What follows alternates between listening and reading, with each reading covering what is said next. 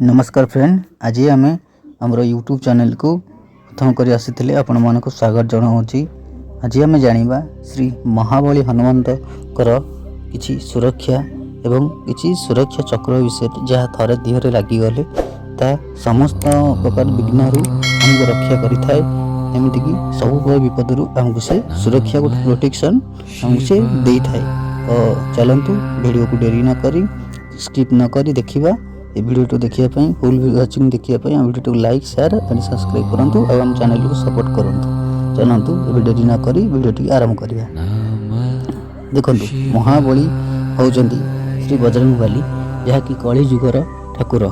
तो महाबली हनुमंतर एभली एक सुरक्षा बंधन ये जहाँकि देह रक्षा सुरक्षा चक्र जहाँ थरे देहरे लगिले समस्त प्रकार विघ्न आमको से रक्षा करें।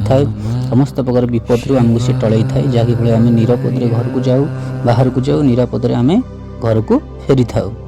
तो यह हूँ महाबली हनुमानकर गोटे स्वयं सिद्ध तथापि आपको हरटी 108 मेला पुनई कि संक्रांति ग्रहण समय आपन थे जाग्रत करदे तुरंत पावरफुल अधिक शक्तिशाली हो जहाँकि आपन को फुल 48 घंटा पर्यंत आपन शरीर में सीटा प्रोटेक्शन दब।